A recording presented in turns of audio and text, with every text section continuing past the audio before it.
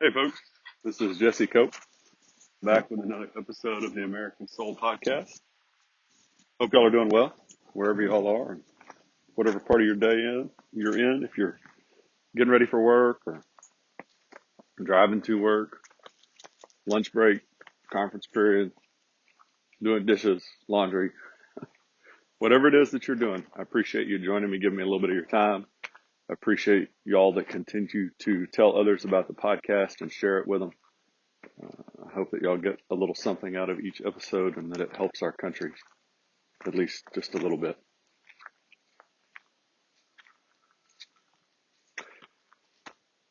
We're going to go for one of our little walks this morning. I have two puppy dogs that have been very excited to go so far, and one kitty cat, but the cat is not very excited. I will tell you that I have killed for the second night in a row a 5 to 6 foot chicken snake in the coop. I think the first night it might have got a chick. I'm not real sure. I haven't been able to count them all, but definitely getting eggs. So it's dry. I think that's why there's more this year maybe than in past years. They're just looking. At any rate, we'll go ahead and get going. A little windy in the background. Hopefully not to the point that you can't hear the podcast, assuming that that's something you still want to do. What are we going to talk about today? We are going to talk about Christianity as the foundation of America. And we're going to start actually with a couple little excerpts from before America was even a nation. Just general information we need to have in our tool bag, right?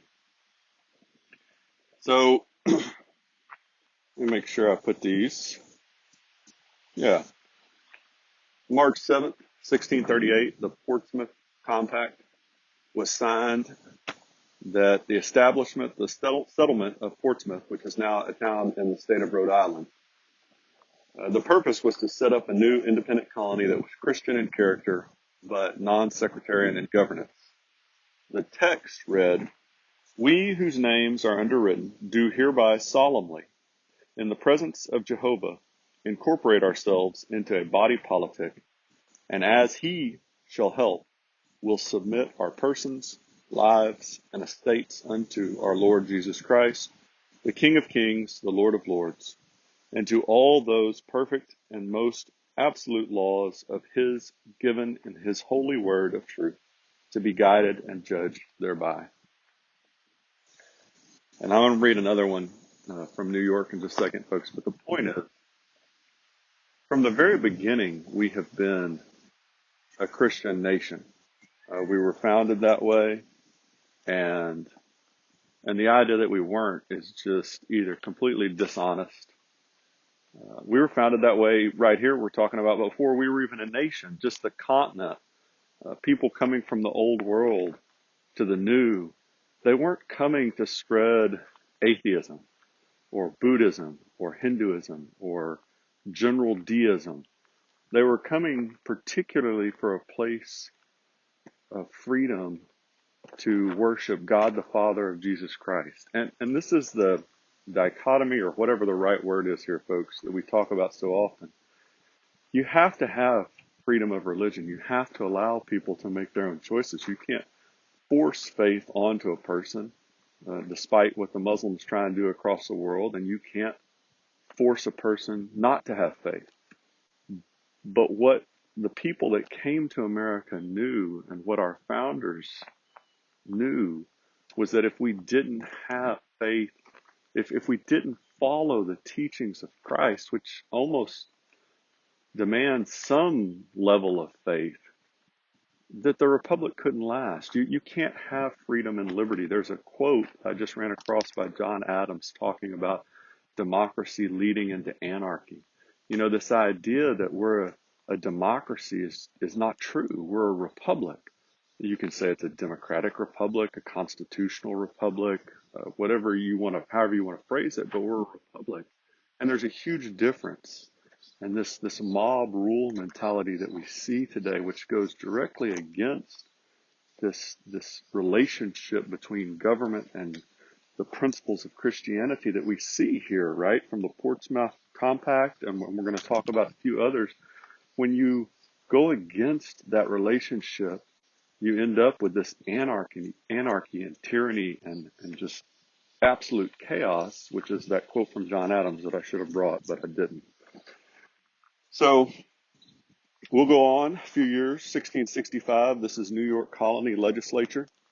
Whereas the public worship of God is much discredited for want of painful, meaning serious, and able ministers to instruct the people in the true religion, it is ordered that a church shall be built in each parish capable of holding 200 persons, that ministers of every church shall preach every Sunday, and pray for the king, queen, the Duke of York, and the royal family, and to marry persons after legal publication of license. Sunday is not to be profaned by traveling, by laborers, or vicious persons.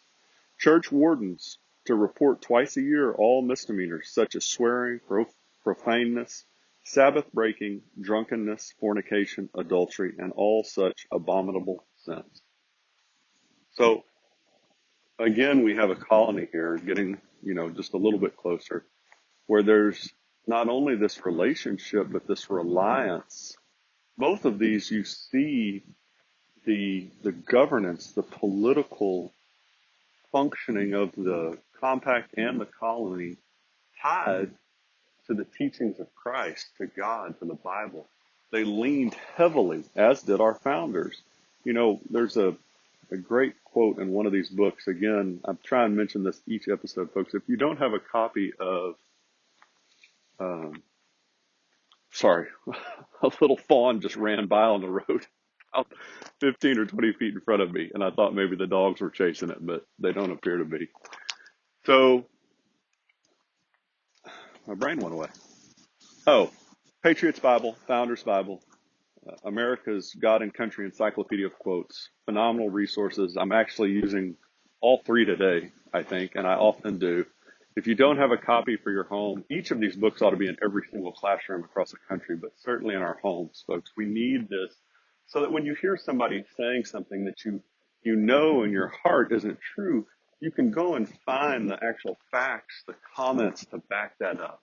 And these books are well referenced. I wish the Patriots Bible was a little bit more referenced, but there's dates there, so you can at least look the stuff up. But the Founders Bible and America's God and Country Encyclopedia of Quotes, extensive bibliography with links to the sources that they use, so you can pull them up yourself, which is great. And so many of these documents, you can go and find them yourself online from multiple sources, so you can check them and make sure that you're reading what you think you're reading. At any rate, I got a little bit off on a rabbit trail there. I apologize. I wanted to read one quote. I don't read this very often. Charles Carroll, signer of the Declaration of Independence. I ran across it again a couple weeks ago, and probably try and come back to it because it's such a great quote. Without morals, a republic cannot subsist any length of time. They, therefore, who are decrying the Christian religion, whose morality is so sublime and pure, are undermining the solid foundation of morals, the best security for the duration of free governments. We're a republic. We're not a democracy. We're a republic, and we're a Christian republic. And all the people that you see today, just like when Carol was talking, all these people that are trying to undermine Christianity, whether they admit it or not, folks, regardless of what their words are, their actions speak very loudly and very clearly. They're trying to undermine and destroy, or they are undermining and destroying America. And you can't have this both ways, folks. We talk about this, there's I'm going to go back to the Churchill biography at some point in the next couple of weeks. And there's a great comment in there. I think Churchill actually made the quote, but somebody in his sphere was talking about every time the Nazis got kind of quiet, the British public went back and they thought, oh, okay, we're good now. He's going to stop right here. He's not going to do anything else. See, there's no need to have another war. We're good. And we do that every time there's a lull from the left in America today. We go, oh, okay, all right, good. We finally got it stopped. We're not going down that path anymore. And that's just, it's ludicrous, folks. And we're foolish to believe that and to live our lives that way. You cannot have coexistence between people that, as Carol said here, who want to undermine the republic, who want to destroy America. I won't say want, you don't know a person's heart, but whose actions show that they are destroying the republic. And people who cling to those foundational principles, that faith, the principles of Christ. At some point, one side or the other is going to have to submit, folks. It's just a fact. There's no logical way to get around that. Um, and we really need to wake up and realize that, especially in our families, in our culture and education, because that's where it starts. We've been living in a bubble for way too long, way too long. So I think I've got time. I'm going to pull a couple more. These are kind of lengthy. At least the first one is. This is from March 27th, 1854. This is Congress of the United States of America received this report from Mr. Meacham of the House Committee on the Judiciary. What is an establishment of religion? It must have a creed defining what a man must believe. It must have rites and ordinances which believers must observe. It must have ministers of defined qualifications to teach the doctrines and administer the rites. It must have tests for the submissive and penalties for the nonconformist. There never was an established religion without all these. At the adoption of the Constitution, every state provided as regularly for the support of the church as for the support of the government. Make sure you heard that part, folks. At the adoption of the Constitution, every state, the colonies then, provided as regularly for the support of the church as for the support of the government. At the adoption of the Constitution. Down to the Revolution, every colony did sustain religion in some form. It was deemed peculiarly proper that the religion of liberty should be upheld by a free people. Had the people, during the Revolution, had a suspicion of any attempt to war against Christianity, that revolution would have been strangled in its cradle. This quote right here is so imperative to today, folks. You need to really hear this as far as the left, your fellow citizens, the one you live with on a day-to-day basis. You need to really hear this. When they start talking about separation of church and state and how America was founded as a secular nation by our founders or however they want to spell it, by the elites or the non-elites, right? This quote, had the people during the revolution had a suspicion of any attempt to war against Christianity, that revolution would have been strangled in its cradle. There would have been no acceptance of an attempt to destroy or attack Christianity by the citizens of America at the time of the revolution.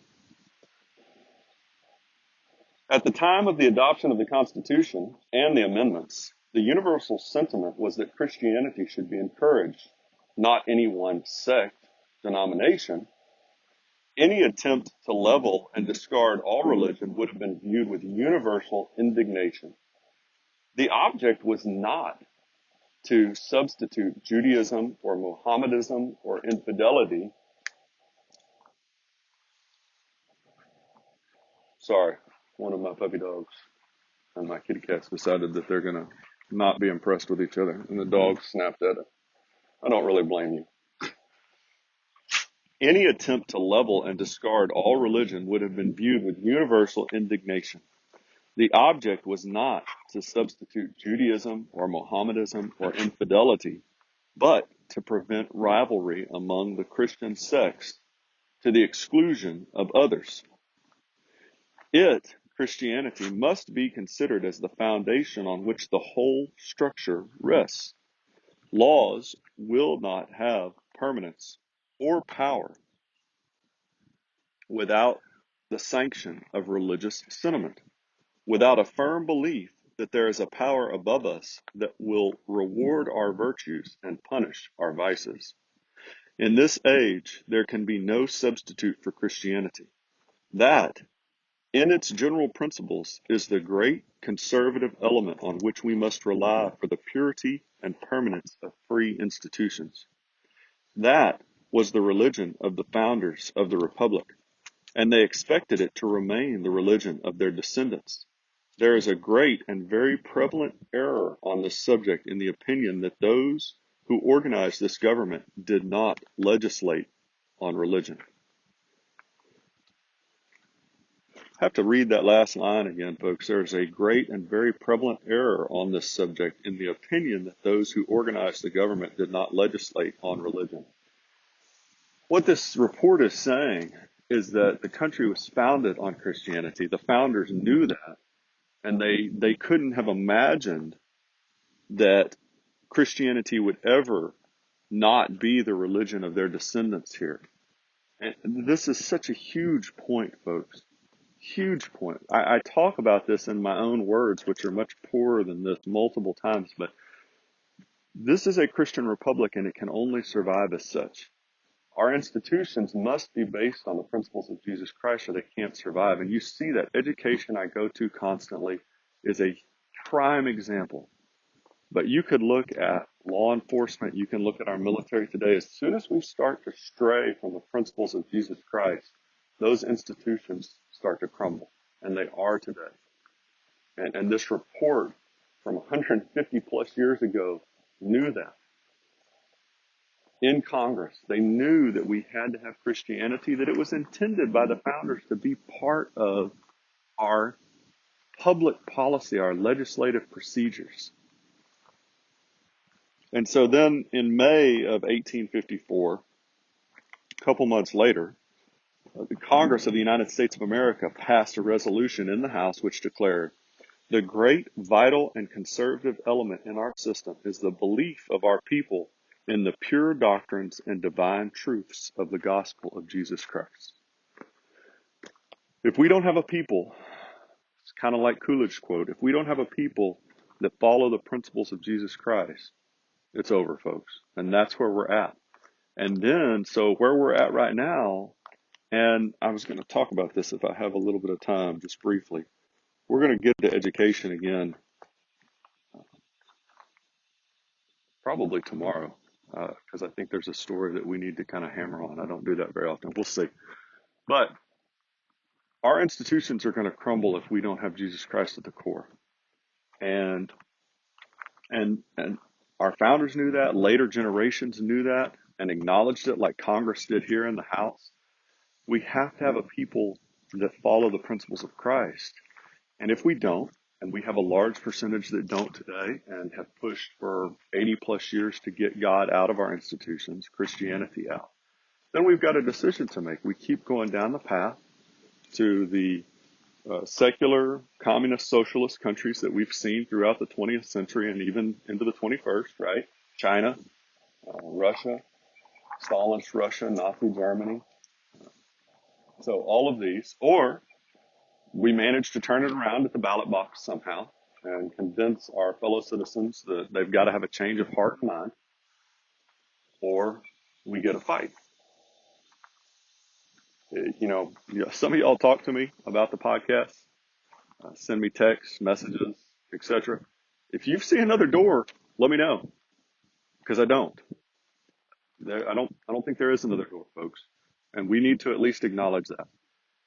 And a huge part of this, you see this in education. We're going to hit this a little bit more, a lot more.